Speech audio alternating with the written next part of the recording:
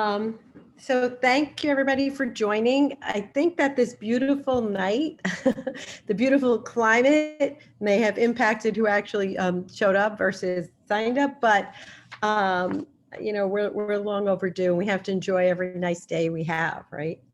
I don't know how many of you here, I see some familiar names and I see some new people. So I just want to quickly say that we're JOLT, Join, Organize, Lead, and Teach. We are an activist organization. We present speakers every month to talk about issues that we care about in a nonpartisan, fact-based sense. And then we actually do get out the vote work for the second half of the year, and we do a tremendous job with that, between writing postcards and phone banking and texting. And we wrote over 100,000 postcards for the last election. So and had numerous phone banks and text banks. So for Earth Month, JOLT is partnered with New Jersey Earthweek, and we are there's a bunch of initiatives. They're being posted on the page. There's basically an action every day, we. As a matter of fact, you might have saw today that there's a post about a plastic utensil drop off, which everybody seems to be super excited about. But also we're going to be doing a postcard initiative to urge Governor Murphy and Attorney General Gruber-Grual to take up a lawsuit, like many other states have done, against the oil companies and polluters who basically knew what they were doing all along. So fraud and misrepresentation suits, trespass suits, et cetera. What this particular meeting is about, and I'm really excited about it because the environment is really one of my strongest passions. I think if we don't fix this, sure, a lot of you would agree, we really shouldn't, nothing else is going to matter. So in 2018, New Jersey passed the Clean Energy Act, which has set a goal of 100% clean energy by 2050. And part of that act was directed towards the creation of community solar. And with the objective of bringing, part of the objective is to bring clean energy to lower income areas. It has an economic justice and an environmental justice goal. And we all know solar energy is cheaper and healthier for the environment. And through community solar, what was created during this act was the Community Solar Energy Pilot Program. And through community solar, utility customers will be able to participate in solar energy without putting it on their roof. So it's from a solar park or something that is remotely located from the property, and you sign up to get your energy from them.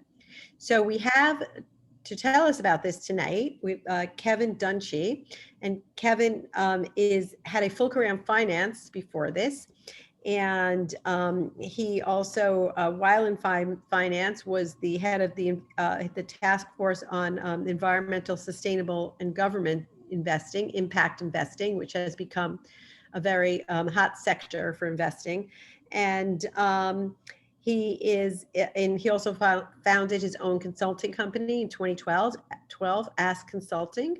And he is part of the Middlesex County Workforce Development Board COVID-19 Task Force as the green energy sector leader, and he's on the New Jersey Affordable Housing Management Association, among other things. And he currently is the CCO of a solar company also that is involved in community solar, and so he really knows just about everything there's to know about it, and we're excited to have him share. I'm just going to ask you to mute your mic while he speaks, put your questions in the chat, and we'll have time for questions afterwards, and we will let you actually ask them yourself, time permitting. Okay? Thank you, Kevin. Thank you, everybody. So Kevin, here we go. Thanks, Kathy. How we doing? Eileen, can everybody see that? Yes? Yes. Beautiful. The old guy did it. Good evening, everybody. I do appreciate the opportunity to speak with you today. You know, community solar is new. And one of the things that I noticed about JOLT when I had the opportunity to speak with Kathy, and she told me about, is this idea of leading and teaching. And And one of the things that community solar asks us to do through the Board of Public Utilities is to get the information out there to people in educational forums like we're doing today. So I appreciate everybody being here and taking the time. I will stay as long as anyone wants. I'll also give everybody my email and my phone number if you have any questions that you didn't want to ask in this forum and you want to ask, I'm happy to respond to everyone. So I always think it's good to say kind of, this is what we're going to cover. There's a lot of misconceptions about community solar, and there's a lot of different types of way that people are getting their energy today. Some they're real happy with, some they're not happy with. So I just kind of want to go over what community solar isn't and explain what it is, exactly what's happening in New Jersey from kind of a policy standpoint, what we can look forward to in the future, and kind of give you everything you need to know. So here's the nice thing, Kathy touched on this a little bit. We know that the sun is out there and we know that it's a great source of energy. We know that in a single hour, it can provide enough energy to power the earth for an entire year.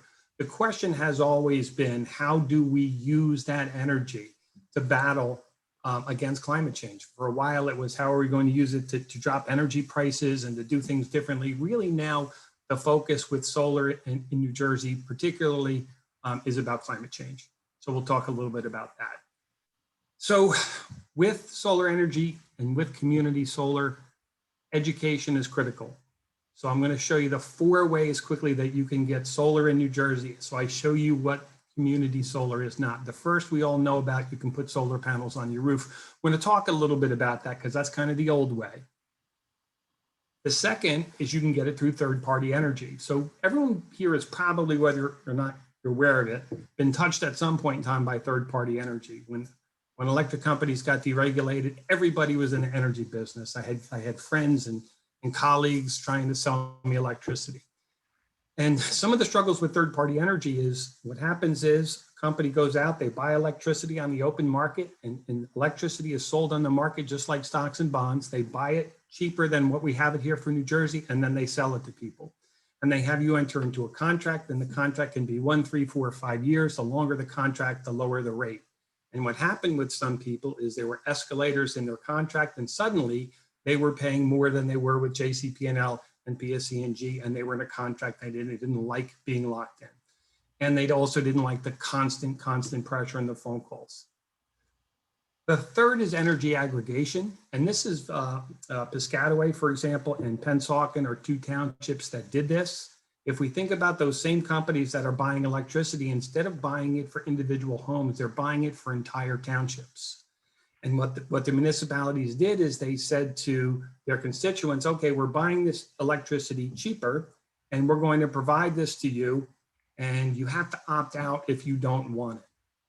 So that upset some people because this is America, and people said, who are you to tell me where I'm going to get my electricity from? Now, the electricity is still delivered by the utility company, and at least it started out being cheaper. But the issue for the townships is anytime someone had a problem with their electric, guess who they called? They called town hall. And so it started to be known as energy aggravation by some of the municipalities that adopted it. In fact, when I called Piscataway to talk to their municipality for what we're doing right now, they said, we're not talking at all about energy until we get out of this contract that we're in. So the fourth way, which is brand new, which I'm going to go over today, is this idea of community solar. And those other 3 things that we just looked at is what community solar is not. But as we engage with the public, that's kind of what they think it is. I'll tell you a quick story. I was in Perth Amboy this weekend. We're doing a cleanup, and they're doing it all week in Perth Amboy, and great, a lot of volunteers. And we went out and we were there, and the mayor's chief of staff said, hey, Kevin, I want to enroll in your community solar project. We have 2 in Perth Amboy. I said, great. She said, I'm going to go home and get my mother. I'm going to bring her. She's going to enroll too. So when she came up to enroll, we did it on an iPad. It took 5 minutes. And she said, my mother won't enroll. I said, why not? And she said, because she said it's a scam. And that's kind of what we're battling with, something that's brand new in New Jersey, which is why I'm hoping that as we continue to do these educational forums, people will start to get more comfortable with what community solar is.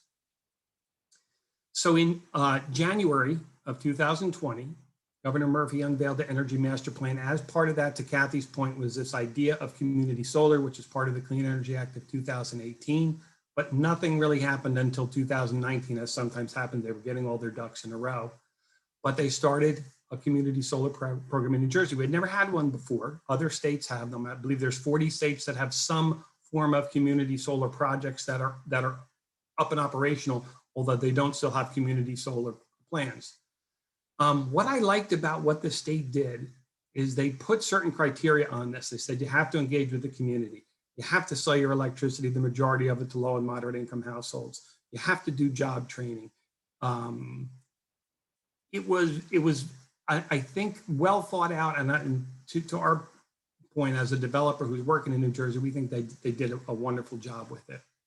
Now, to begin with, you may not realize New Jersey ranks 7th in the 50 states in total solar capacity. So we're a little tiny state, but we do a lot of solar. It probably won't surprise you that most of the solar is done on the East Coast and the West Coast. These dark green states, they're the ones that are graded A for ability to do solar in them, because the reason that companies like mine, development companies, come into a state is that there's federal tax incentives for any of these states, but New Jersey has state tax incentives, and the incentives are very, very robust and very generous. And that's why you're seeing so much solar in New Jersey right now. I could do an entire presentation on the state tax incentives. Just suffice it to say that if you see these dark green, this is where the state is also participating in some way, rewarding the solar companies for helping the state go green. So traditional solar power, we understand how that works. We drive by homes and we see solar panels that are going up. That's the old way. They're costly. You might not have the roof. What if I live in an apartment? What if I live in a townhome? What if I'm a retirement community? I want to get solar, I can't get it.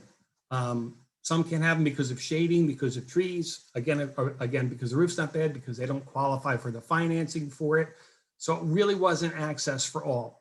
The other thing is that it couldn't be implemented real quickly. If we're going home to home to home, that's kind of a slow way to do it. So the state looked at this and said, is there another way where we can do something where we share solar power and provide access for all? So when you think about community solar, another way that it's described in other states is called shared solar. That's really what community solar is. So unlike the old way where I put it on my roof, the new way in New Jersey, and what you'll continue to hear more about, is that companies like mine go in and we go onto big industrial rooftops. As Kathy said, typically they're on the outskirts of cities, some marginalized communities in New Jersey, and that was the intention of this. And what we used to do is put solar panels on those buildings, and we did what's called behind the meter solar. So all those big projects, we were taking the panels and we were powering the building. We're not doing that anymore.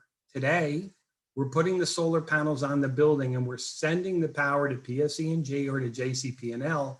And what they're doing then is using that electricity with our help to power the community. So today, if I want to have solar, I don't need solar panels on my roof. I literally can go online, I can sign up for solar, and the next month I'll start it to get 100% clean solar energy. That's what community solar is. Now, these projects are popping up all over the state, and I'm going to talk a little bit about how many and where they are and what that's going to look like in the years to come. But here's a nice thing for the folks that enroll. We're in the second year of community solar.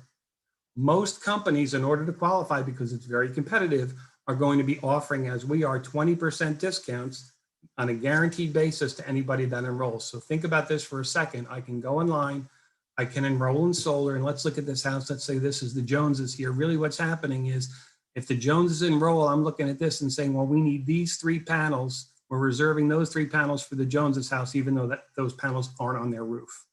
PSE&G will then allocate that amount of solar to that household. How do we know? When someone enrolls with any company, they put in their name, their address, and their PSE&G bill. We work with PSE and JCP&L to determine how much electricity we have to allocate to that home to offset what their electrical usage is. Couple other things, and this is where the real differentiator goes, and the state did a nice job on this. There's no fee to sign up. There's no fee to leave. There's no long-term contracts. The way we're doing it is month to month, and all the discounts are guaranteed. So I can go solar, I get 20% discount guaranteed. I'm never locked in. If I don't like it, I can leave. So the question then becomes, well, why isn't everybody doing this? We ask ourselves that question a lot. And really it's because it's brand new and people are just learning. There's another reason to remind me to get to it, because people will say, what's the good, what's the dry? I might as well touch on it now. Right now, if you do this, you get 2 bills. Some people aren't happy with that. So you're going to get a bill from PSE&G to deliver your electricity, and you're going to get a bill from Solar Landscape for the amount of electricity that you use or whatever company you enroll with, okay? So 2 bills.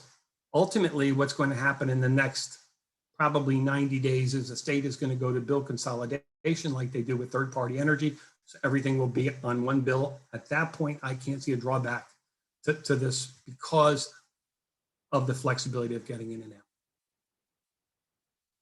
This is how simple it is. You go on a website. Are you a PSE&G or JC customer? Yes, put in your name. Within 5 minutes, you're suddenly 100% green.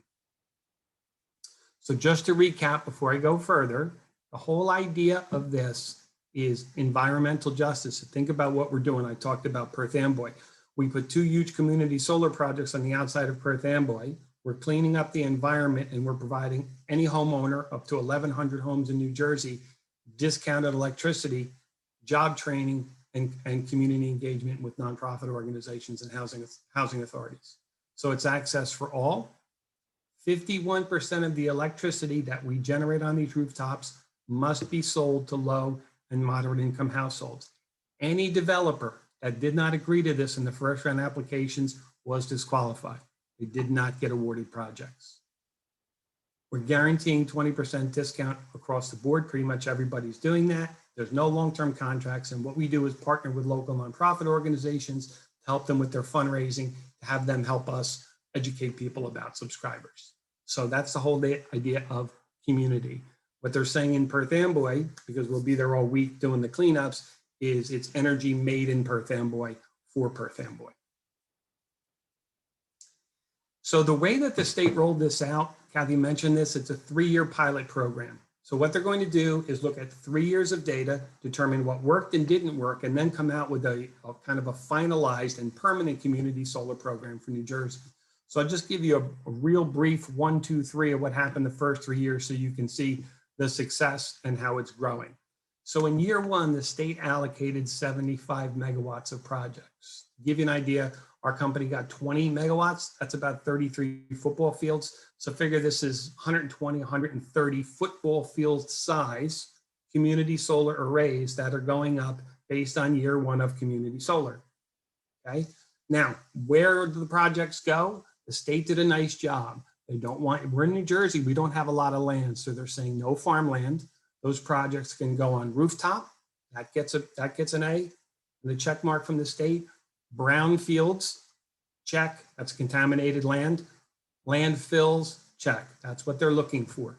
Okay, so there were some companies that said, we have this beautiful farmland down here in South Jersey, we want to put solar on that. The state did not approve those projects. 252 applications were submitted, 45 were approved.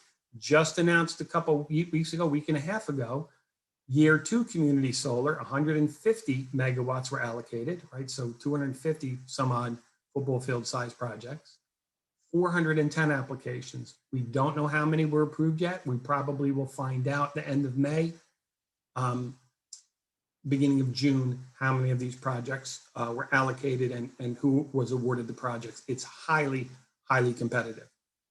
For year 3, we don't know what year 3 will look like. If year 2 is as successful as year 1, our thought is that the capacity will continue to grow. I'm going to show you what that means to the environment. This is Governor Murphy was in Perth Amboy. Those were the first 2 community solar projects that were energized. And he is the green governor. And this was his quote that day. Everyone should have the opportunity to have access for solar, regardless of where they live and regardless of how much money they make. By doing community solar, it gets us closer towards our goal of 100% renewable by 2050, does it expeditiously, and provides access for all. So I just did this for this group today because I was thinking about this a lot. So I want to show you 2 things: what the financial impact on ratepayers after the first 2 years and what the green impact is going to be. So in the first 2 years, solar developers will complete 225 megawatts. That's what the MW means. That's how we determine how big something is. That's 2 football fields roughly, okay? 225 megawatts. We, together with the other developers, will be generating 285 million kilowatt hours of electricity. If you look on your electric bill, that's what we consume. Every month when you look at your bill, they'll show you how many kilowatt hours of electricity you use. We will power approximately 35,000 New Jersey homes with that electricity, and we will save New Jersey ratepayers about $6.5 million every single year with that 20% savings. I kind of underestimated that. It's probably closer to 7 million. So that's the financial impact. Kathy and I are cut from the same cloth. What are we doing for, is this helping the environment?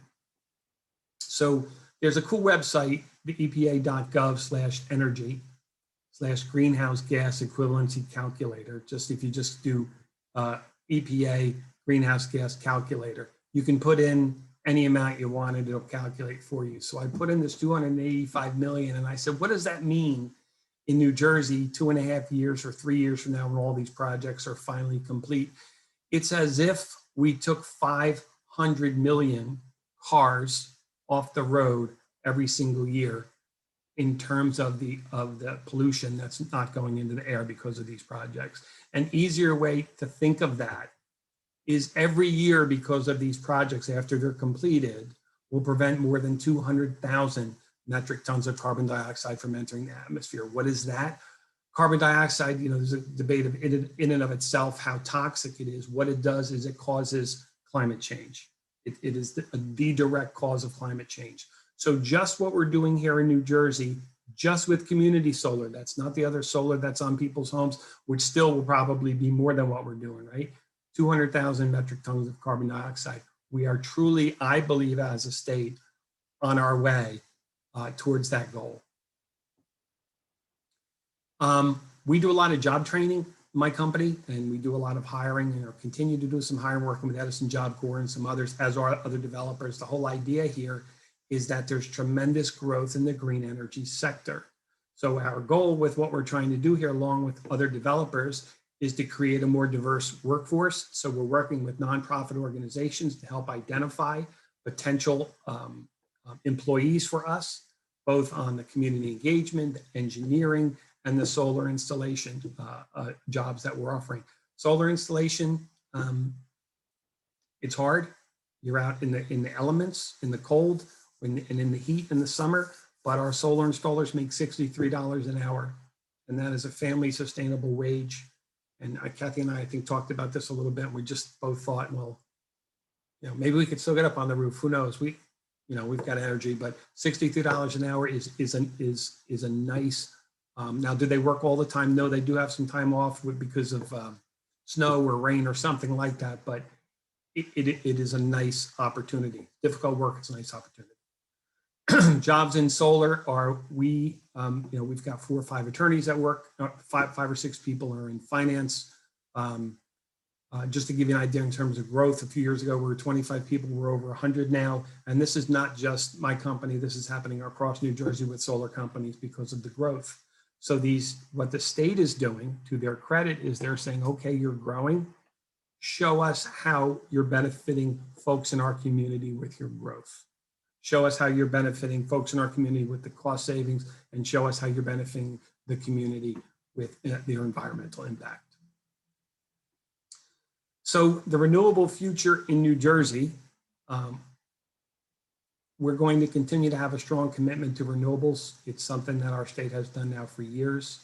You will see probably, especially over the next few years, large commercial solar projects going up. If you're looking at them, there's a real strong possibility that it will be community solar that's going up in and around where you live. With community solar right now, we're in market emergence. So people don't know what it is. It's new to people. They're skeptical. Like the other day in Perth Amboy, like Lisette's mom, I'm not enrolling. It's a scam. Soon we'll enter in a couple of years into market transition, where people will understand what we are, and ultimately, I think market maturity with community solar, as has happened in other states where it just becomes a part of what people do. Hey, are you part of the community solar program? Of course I am. I drive by it every day. That's where I get my electricity from. I've made the decision to go green, and all I had to do was go online to do it. You will see wind turbines. If you go down to Atlantic City and, or if you drive from San Diego out to Palm Springs, or anything, you see, in California, they have them. Well, they have them down in Atlantic City now. And soon you'll go to the beach. New Jersey has a huge commitment to wind. It just so happens that offshore in New Jersey that we're getting the perfect type of wind. So you'll start to see some of that. We'll continue to create jobs, reduce costs, and contribute to a healthier environment. So that's pretty much it for me in terms of kind of just giving you a broad brush overview of what community solar is. For my own purposes, when I began with this company, I had done some through my consulting firm. I was consulting with the company that I'm working with. Ultimately, they asked me to come on board. I was winding down my finance career. I was thinking about what a mess my generation has made of the planet. And I have 2 boys, and I wanted to have my own legacy for them that they could point to and say, well, when things were going bad, my dad was doing everything that he could to help. And it was funny, the CEO of our company said at one point, we're going to change the world. And I thought, well, that's kind of cute, when at the time he had about 8 employees. And the impact that we're having and other really, really solid solar developers, which are now coming to New Jersey, are having, in many ways, we're kind of doing that every day. And we're real proud of the work that we're doing. So I appreciate everybody being here today and taking the time to listen to what's happening with community solar. And I'm open to any questions that anybody might have. So thank you so much, Kevin. Yeah, I think it's a really exciting way to go, really feasible, and it's got legs under it, and really, right, we have to thank our governor for supporting it, and our legislature for passing the act, and New Jersey can lead the way here. I completely agree. There is a question in the chat. Just before I get to that, though, I just want to stress that my feeling is, and the reason JOLT did this is that we are ambassadors, right? So like my intention, quite frankly, is to try to go over to the village council here and talk to them and say, hey, do we have any place in Ridgewood where we can put this? I mean, Kevin does work for one company. There are others. This is about, you're not actually going and soliciting for a company at all. You're going to go and say, we want, can you, like, because it's through the state project, can you please identify some land where, we could put up have some solar put up so that everybody in the community has access to it, and, and everybody can save money. So please be an ambassador. Look around your town, drive around, think about if there's a place you can suggest it. Reach out to your town, to your representatives, to anybody you know. And with that, I think Luke has a question, and Kristen had the same question. So if either of you is still on, do you want to unmute yourself and ask it? Okay. This is Luke. Hey, Luke. Okay. Hi. Yeah, it was just a simple question, but I think you answered it. When we're talking about the discount, you're talking about a discount on the supply side, but not. Correct. But you still pay the full delivery to PSE&G. Yes, you do. Okay. So so it's not 20% of the entire bill. So when I did those calculations, I did about 80% of the bill. It'll be closer to 92% of the bill. That's a good question, Luke. Thanks. You're welcome. One thing I wanted to point out, because Kathy said something that kind of made me think, is what did the commercial real estate owners get out of this as you're looking around? So if your town, if Ridgefield or we did a project up in North Bergen, and if any of them do that, right? A township goes to RFP, so they're going to get the best offer they can get. So what does the town actually get it? Let's say the town had a dump, or the town had some land, or the town even had a building that they wanted to use. The town or the commercial real estate owner gets paid a lease payment by the commercial developer. So we're paying them to be a tenant on their roof.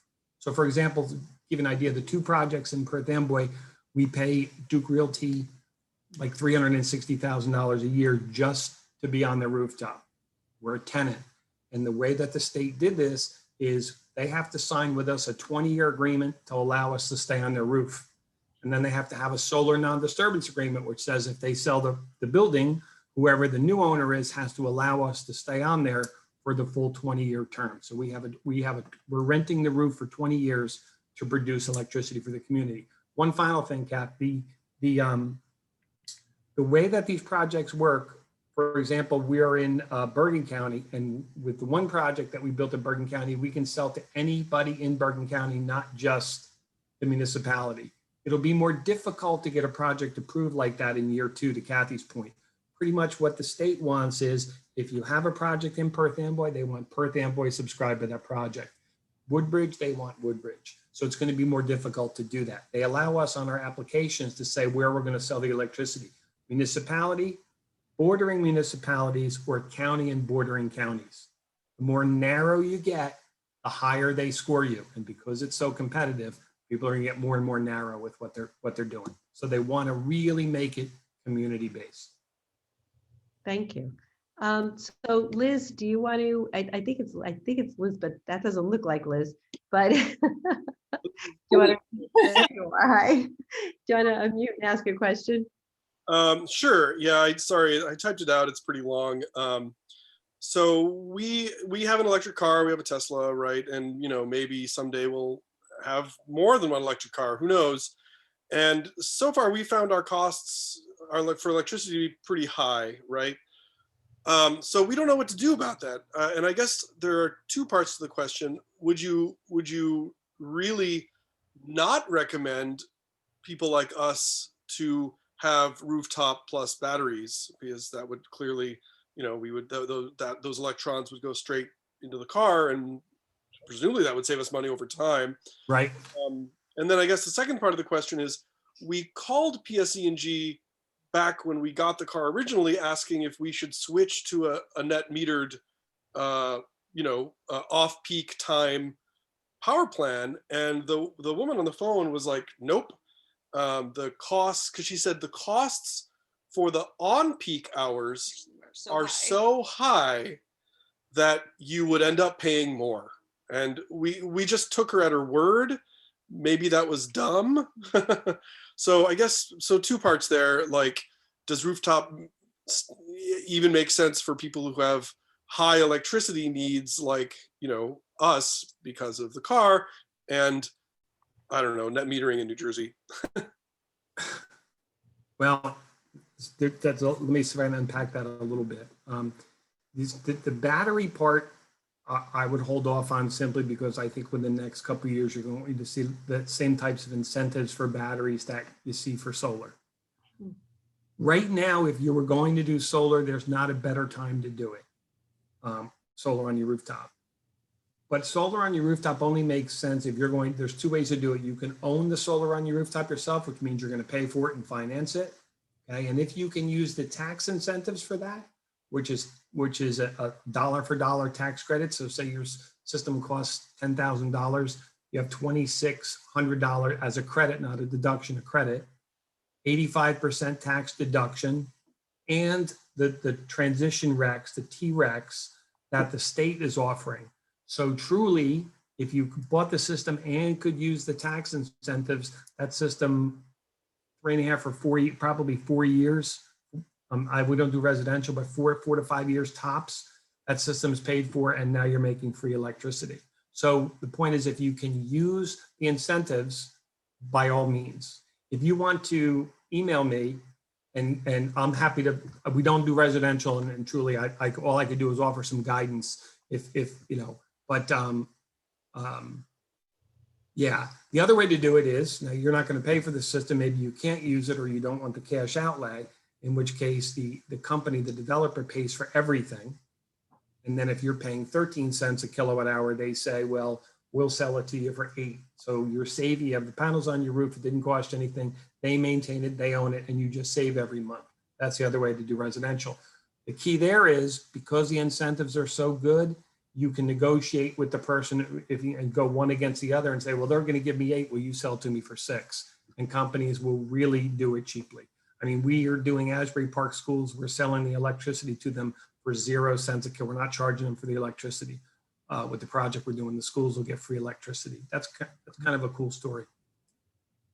That's great. And then I guess the last part, like, do you have any thoughts on net metering in New Jersey and why we were told it was so expensive? Yeah, email me about that, because I do have some thoughts on that. We'll probably take a little time to go over, but the idea of net metering, you know, is for everybody, is that when you're producing more, right, your meter's kind of spinning backwards, and then when you know, because now all your electricity is coming from your roof, and then when it's dark, it starts to spin the other way, and you start to use the PSE&G. The idea is, if you have the perfect amount of solar panels on your roof, at the end of the year, your meter will sit like this, and you'll have gotten all of your electricity from the solar. But the problem that we're still running into, and why batteries are going to be so important, is that, you know, the peak times, and even trying to determine what that is when, you know, if I happen to be wanting to use electricity because I need it for my Tesla. So I have some thoughts about that, which I'll be happy to share privately with you. I don't know, you know, even on a phone call or something, you want to call me, and I'll get Sean on the phone, because he's got some as well, because he just bought a Tesla. Yeah. So I think you guys could go back and forth about what the future of that looks like. Yeah, I just, we have one, and I don't think our bills went up that much. So I want to see what plan we have. Well, I'll check with my husband on that one too. But thank you, Kevin. I might take advantage of that too. And I think so now, Kathleen Jerome has a question. I think that's an easy answer. Kathleen, do you want to ask it? Kathleen? Yeah, I mean, I've noticed solar panels on top of the parking lots, you know, different malls and stuff. But isn't that an easy way to go? I mean, just to use the parking lots of a given town? Yeah. And a lot of community solar round 2 will be parking lots. We did one parking lot in year 1 as part of the projects that we were doing, but there's a lot of parking lots that are going up. So what happens is, if I have a mall, the electricity is outrageous, right? So if I have those panels in my parking lot, I'm giving the folks who come to park there coverage from the sun, so the car doesn't get too hot, coverage from the snow or rain, and I'm getting some electricity that's being generated, right? So usually those are done with what's called a power purchase agreement. My company will put them up, we'll pay for everything, we'll sell you electricity at a discount, and we'll make the money back over time. That's the way those work, Kathleen. But yeah, you know the up by you in Bergen County, you know the thing by the Meadowlands that took 100 years, and the big ski slope? Yes. Nice sort of thing, yeah. Ridiculous thing. So America's, whatever it's called. American Dream. Yeah. So we looked at that as a great opportunity to do the parking lots, because, you know, they're enormous there. The question up there is, who owns the parking lot?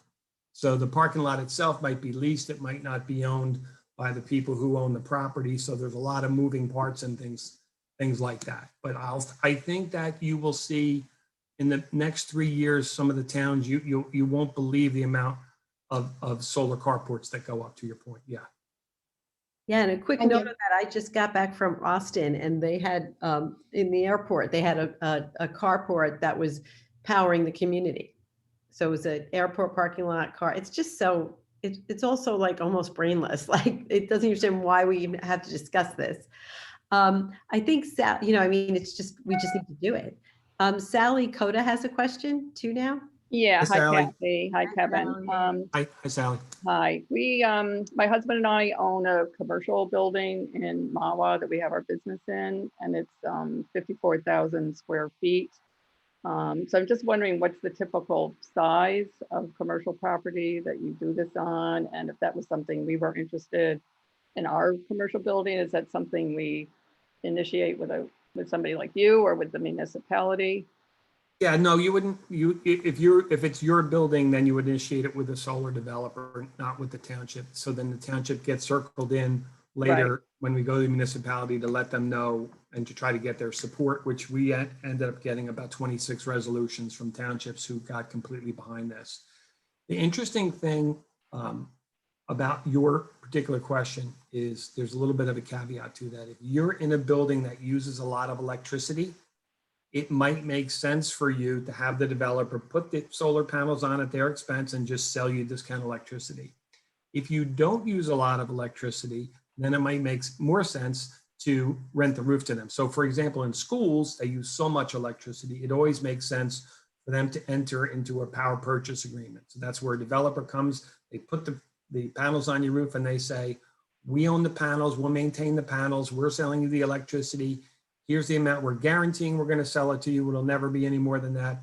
And we're going to do that for 15 years. 15 years later, the company is responsible for either removing the solar panels or, since they're warranted for 25 years, to enter into an agreement with you.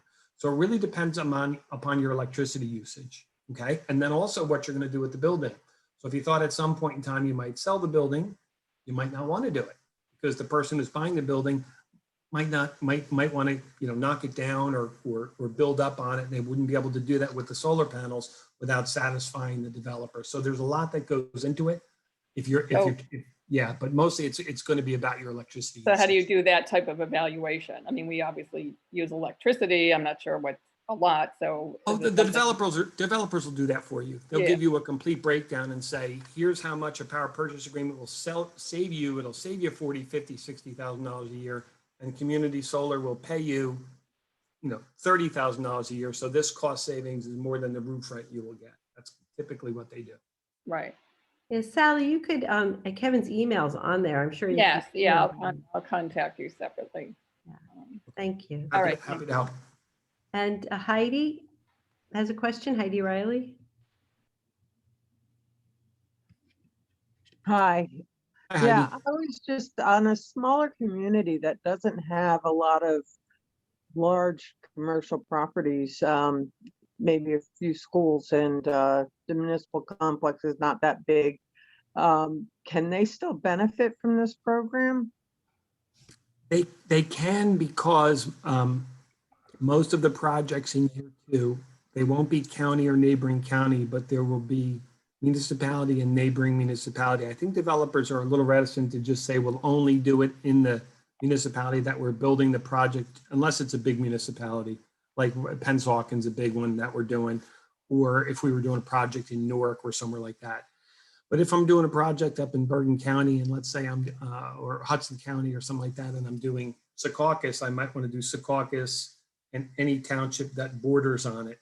Doesn't give me too much of a hit. So yes, even though you don't have a lot up there, because there'll probably be some projects built around you, you'll be able to take advantage of it, very likely. Thank you. Thank you. Okay. Do we have any more questions? Okay. Oh, how do we sign up? Liz has a question. She wants to know how you can sign up. Depending upon where you live, there are community solar projects all over. So if you want to email me, and I'll let you know if we don't have one where there is one. If you want to read about ours, there's 2 up by you. There's Power Market is one of the companies. Similar, today it's a 10 or 15% discount. Next year it goes up to 20. We're going to automatically upgrade everybody to 20. So you can sign up today, you'll get 20 next year. Our website for that is gosolarlandscape.com.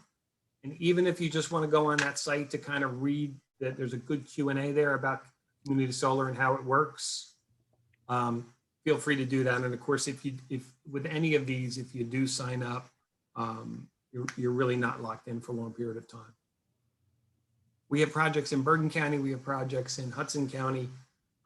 We have projects in Middlesex County and Camden County. That's for the first round. For year 2, the second year, we expect to have more.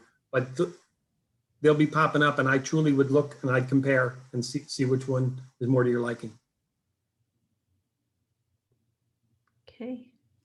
So thank you so much, Kevin. That was really informative. It's really exciting. So am I off track when I say we should reach out to our representatives and look and push for community solar if they can help out? I mean, I think that that more and more are becoming aware. So with our projects, we had some support from Assemblywoman, actually 2 Assembly people, and a congressman. just like everyone else, this is, as I said, the different maturity, right? We're getting there, Kathy. So yeah, I think to let the folks know that you've heard about it, you're supporting community solar, and you think that it would be nice if they either made a statement on it or kind of reached out to your municipality to see what might be the opportunity. For municipalities, one final thing: if your municipality wants to do it, not a building in your municipality or land in your, but the municipality itself, they go right to the top of the queue. Most of the not all of them, but most of the municipalities, if they had a solid application, went right to the top of the queue. Because think about it, the Board of Public Utilities wants community involvement and they want participation from the municipality. So if the municipality is owning the project, that's a wonderful thing. They know the housing authorities, they know the nonprofits, and they'll be able to publicize the project to the folks in their community, to the residents, in order to drive subscribers. So yeah, if your municipality wants to get involved, it would be a wonderful endeavor. Yeah, so like the place that jumps to my mind is where we have our recycling in Ridgewood, where they park and collect it, et cetera. And I'm thinking that might be a good place to put something. So, just areas like that, I guess. And Okay, they'll so go to RFP on Sally that. wants to know, Kevin, are you doing presentations to town councils? Yes. That's I okay. spent, it's funny that you say that. It's funny because the applications for year one were in September 9th, but because of COVID for year two, they got moved all the way back to February. So we were doing town council meetings and trying to get to the councils to listen to us in January, because the application was February 5th. And in January, they're doing reorg, as you know, Kathy. So that first meeting, and maybe they only have one meeting in January, but the first meeting is reorg. So it was tough because we were try to do meeting at 6 and another at 7. But yeah, we absolutely do it. We're still doing it just to make the council aware.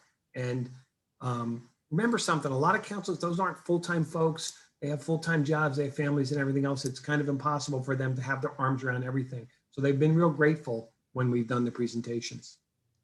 Yeah, and he also does presentations for high schools, which is very good, getting the young people involved. So if anybody's Yep, we're doing high school, and we're doing college. We have a Green Ambassador program for colleges that we're going to roll out to high schools as well, which is ongoing training that people get some certification that they can use on their college application.